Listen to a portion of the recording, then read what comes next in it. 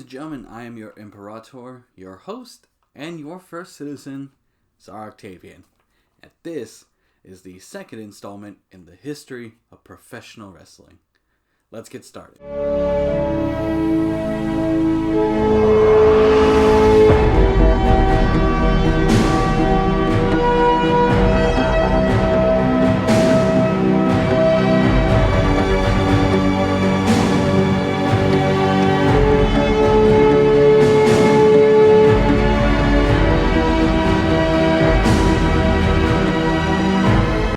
Last episode, we covered the lineage of the very first world title, and I would like to make a correction here. Jim Londos never lost the belt. He in fact retired with it. The screw job was either reversed or it was a non-title match. I don't really have concrete evidence of either or, but there you go. And today's episode is going to focus on groundbreakers from the 1920s until the 1940s. With all that out of the way, I have some praise for my favorite sport. Emphasis on some. I would like to clarify that as I praise the sport for doing what other sports weren't, it seems as though for a while it was one step forward, one step back. As well as I am not ignoring racism in the industry. There have been plenty of wrestlers and promoters who have held racist views, and it would be foolish to pretend it didn't happen.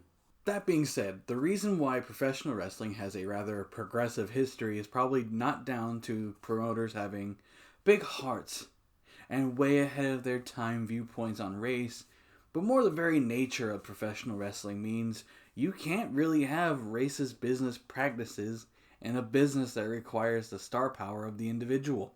Or simply put, if you are promoting wrestling shows in predominantly black, Hispanic, Asian, etc., areas and you don't have even a single ethnic star on your show is going to struggle.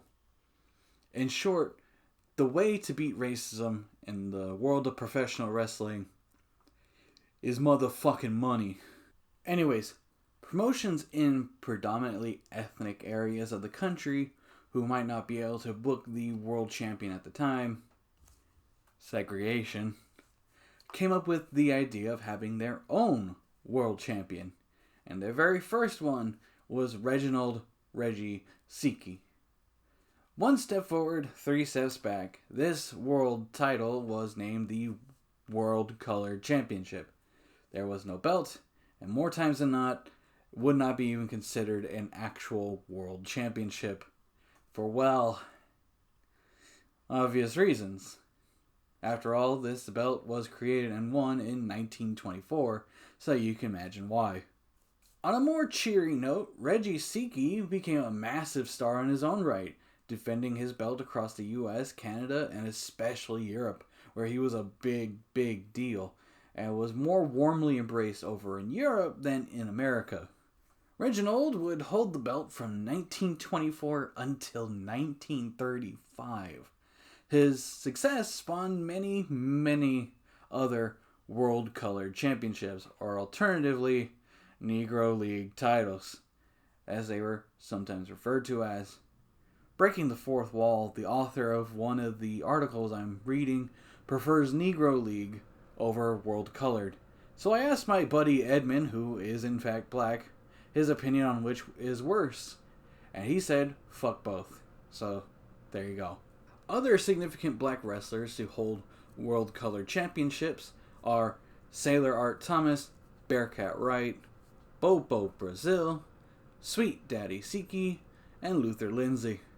I would also like to note it's kind of really funny a lot of these world-colored belts had the lineage of like one dude and then is eventually retired. Ladies, it's time to finally talk about women in professional wrestling. Women were wrestling in the circus and carnivals at the same time the men were, though many times these circuses would put on special women versus men matches. 5 years after the original World Championship was established, the Women's World Championship was created. Won after defeating Hazel Parker, the very first Women's World Champion was Cora Livingston, who would hold the belt for 15 years. She didn't even lose. She just retired. Wrestling promoter Billy Wolf often trained women how to wrestle. One particular evening, a lady came in requesting to be trained. Not wanting to actually train her, Billy ordered one of his boys to body slam the wind out of this young lady. However, the woman beat the male wrestler to it, slamming him into the mat. That young lady was the queen of the ring, Mildred Burke. While training under Wolf, the two fell in love and later married. Burke was quite the workhorse, working a busy and hectic schedule including wrestling 200 men throughout the 1930s. Burke even began being mentored by former women's world champion Cora Livingston. All of this culminated with Burke dethroning the current women's world champion, second generation wrestler, the Eternal Woman, Clara Mortensen, who had been champion for 5 years at that point. To back up a little more, Clara Mortensen was one of the biggest wrestlers in the world at that time, which is fairly impressive considering how many stars the 30s had, touring and tag teaming with her brother Bluebeard Bill Lewis. The height of her fame would see her drawing 31,000 fans in Honolulu, Hawaii. That match was even featured in Time magazine. Flash forward, Mortensen losing the belt to Burke became the most publicized women match in the 19th century, and arguably of all time. Mortensen wasn't just going to bow out of the spotlight that easy though. That loss became the spark to a bitter and fierce rivalry. 1 month later, Mortensen would get her revenge and would recapture the Women's World Championship back from Mildred Burke. This title reign wouldn't last as long as her first, however. While successfully defending her belt against Rita Baker in Washington, D.C., however, after claiming her rematch, Burke would once again snatch the world title from Mortensen in their final match. Mortensen would go on to wrestle in my hometown of San Antonio, Texas, after the state of California banned women's wrestling. For some reason. The Eternal Woman would get one last moment in the spotlight, starring in 1950s gangster movie Racket Girls, claiming to still be the women's world champion. Her rivalry with Burke didn't end with their final match, however. The two would hold bitter and resentful feelings towards each other, often refusing to attend any event that featured the other for the next 40 years. As for Burke, she would begin her illustrious, dominant 19-year title reign. Behind the scenes of the most successful women's wrestler of all time, though, her marriage to Billy Wolf was incredibly turbulent. I will not lie to any of you when I discuss Billy Wolf. He was a groundbreaking promoter who heavily pushed, promoted, and trained women's wrestlers and women's wrestling. Championed desegregation in the sport of professional wrestling, but behind the scenes, Billy Wolf was a sleazy, grooming scumbag, pretending to be a father figure to a lot of the young women that he helped train, only to take advantage of them and later sleep with them, very frequently cheating on Mildred Burke to a disgusting degree. I truly believe for all the good he's done, Billy Wolf fully earned his tarnished legacy. We shall return to Mildred Burke and her story soon. For now, let's answer an unanswered question from episode 1. What happened to the Goldust Trio? The short of it, infighting. Billy Sandow, who trained and was the manager of Ed Lewis, would often criticize Lewis for his conditioning. Toots Mondt would constantly argue with Billy Sandow's brother. It became clear to all three men that it was for the best that they all go their own separate ways. Billy Sandow would manage other wrestlers. Toots Mondt would train Antonio Rocca, who we will be talking about very, very soon. Also, this Canadian man, he was from Calgary, Alberta, Canada. This name might ring a bell.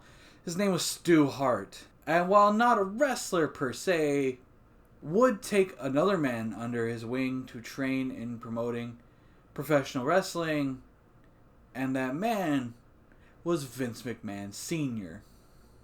So all that out of the way, you may be wondering, who was running all these shows? By the 1930s, after the massive successes that were Hackenschmidt, Gotch, Lewis, and Londos, the money that pro wrestling was generating caught the eyes of the state athletic commissions, hiring their promoters to run wrestling shows that would adhere to their specific rules. These athletic commissions essentially served as early wrestling companies. Now these wrestlers would take notes of where their style of wrestling was popular and worked, and where it didn't. There was an added risk if it really didn't take off in an area of the country. One could possibly kill the town. The same risk was posed if a promoter or even his top star returned to a town too often. Something needed to change. A regulatory body that would maintain relations between these areas, when and where the world champions would perform, as well as maintain rules, regulations, try to keep both the wrestlers and the athletic commissions happy. Pro wrestling would see a prototype of this with the National Wrestling Association, mostly ran by the commissions of New York, Pennsylvania, and the National Boxing Association. I would like to pause and state we are jumping ahead a bit in the timeline, but establishing this is incredibly important for the entire episode, and many episodes to come. Now, this collection of territories would form the National Wrestling Alliance. This alliance represented not just the whole of the United States, but also Canada, Mexico, and later on, Japan. The alliance had regular meetings to ensure that everything was running nice and smooth, with each territory represented by their promoter, which included Billy Wolf. The NWA tried to help Burke and Wolf reconcile, but that proved to be unfruitful. Wolf, ever the sleazebag he was, politicked hard against his ex-wife, leading to the NWA refusing to acknowledge women's wrestling as legitimate. After a controversial title match between Burke and June Byers, which very quickly devolved into an unprofessional shoot fight, and shoot fighting, ladies and gentlemen, in the sport of professional wrestling is a huge no-no. No matter who you are in the business, if you engage in a shoot fight, it is frowned upon big time because you are supposed to be trusting each other with your bodies. Burke would surrender the first round to Byer, with the intention of beating her in the second. However, during the second round, the bell would ring, and the match would be called. Well, what the hell happened? Well, you see, the referee was handpicked for this match, chosen by the local sports commission and Billy Wolf himself. Wolf and the referee conspired against Burke with one goal in mind: taking the belt off of Burke. And at the very first opportunity the referee had, he proceeded to screw Burke out of her title. We will discuss Burke more in a future episode when we start talking about women's wrestling in Japan. For now, let's go over the fate of the World Color Championship. The NWA had a goal in mind when it was created: to once again have one undisputed world champion. And with there being so many fucking world colored championships, it posed a unique problem, or problems, for the NWA. For one, the NWA had a massive black audience in the American South. It's very hard to provide escapist entertainment when you have belts that are practically symbolic of real-life segregation and Jim Crow laws. It also devalued the NWA's top black talent by squaring them away in an unequal box. So many of these belts were retired. The one that Reginald Siki held eventually became a mid-card belt, complete with a name change. However, the stink of its legacy haunted this belt throughout the rest of its lifespan until the NWA finally just put it out of its misery. Lou Thesz was unique. He had a style of his own.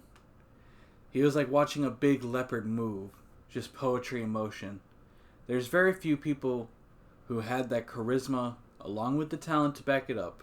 When I was a kid growing up, there was no magazine you could buy that didn't have something, picture, story, whatever, that didn't have something concerning Lou. Some people call me Lou Thesz Jr. I take great pride in that.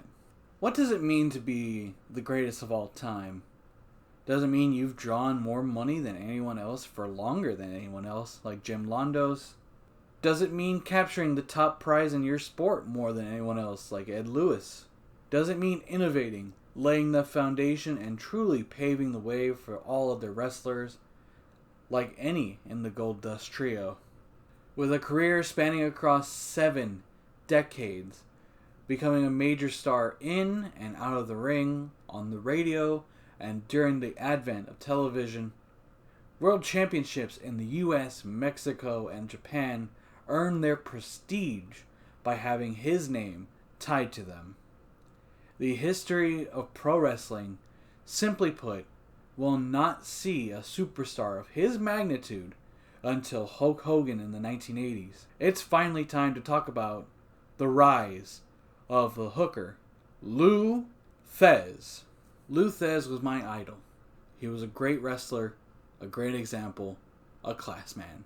After being taken under the wing by Ed Strangler Lewis, Thesz was preparing for one of his earliest matches. Behind the scenes, a grizzled and salty veteran was on his way out of the territory, and a younger star was set to take his place. The promoter asked the veteran to lose to the young star to help elevate his status in the company. The veteran took exception to this, and during their match would break both of the young man's arms, ending his career. It was a hard lesson Lou had to learn with his own eyes. Pro wrestling, for all its glory and grandeur, is a dangerous sport, and in a blink of an eye, your career can end in an instant.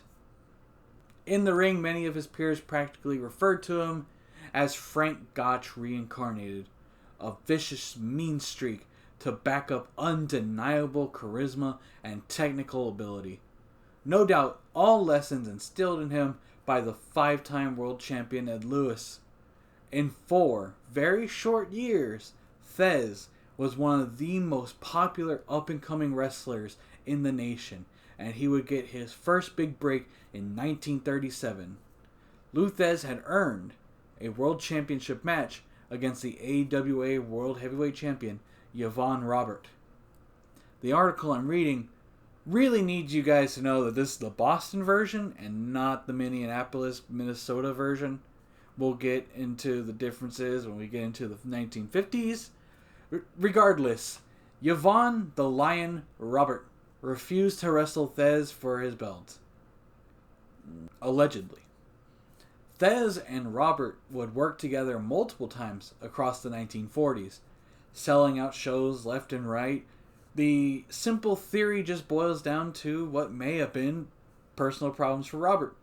Whatever the cause, in a bizarre instance, Thesz would wrestle another top performer in the AWA by the name of Everett Marshall, and after 3 hours would best Marshall for the vacant heavyweight championship. Not only was this Lou's first world championship, but he would earn the accolade of being the youngest ever world champion in the history of professional wrestling at only 21 years old.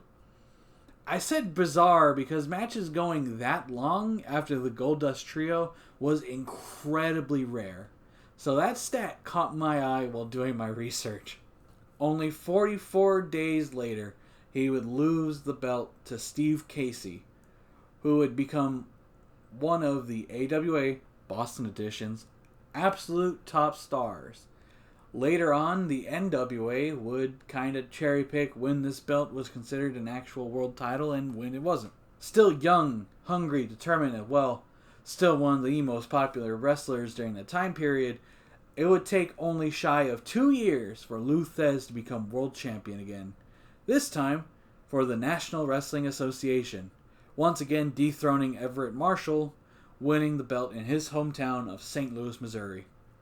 He would hold his second world championship for 120 days. It would be 9 more years until Lou really reached his prime. Not to say in the meantime he was just standing around waiting for his opportunity. As mentioned before, Thesz had a money-making feud with Yvonne Robert, and during his tours of Canada, Thesz would hold the Montreal Athletic Commission's world title 3 times. the NWA Texas Championship 4 times, and he would be drafted into the United States Army during World War II, which, mind you, must have been quite the shock to any officer that the fucking 3-time world champion is a private in their ranks. However, due to an ankle injury, and that because the war was winding down, they had Lou train the other soldiers in hand-to-hand combat. A lot of what Thez taught is still, to this day, being taught in our modern military. Say what you want, but Thez was fucking legit. We will put a pin on that for now. This episode might be a really, really long one. We're nowhere near done talking about Thez quite yet. In the next episode, we will discuss wrestling's first golden era and the many, many superstars, icons, legends, and pioneers that dominated the post-depression United States. Until next time, have a blessed Sunday and Gloria Romae.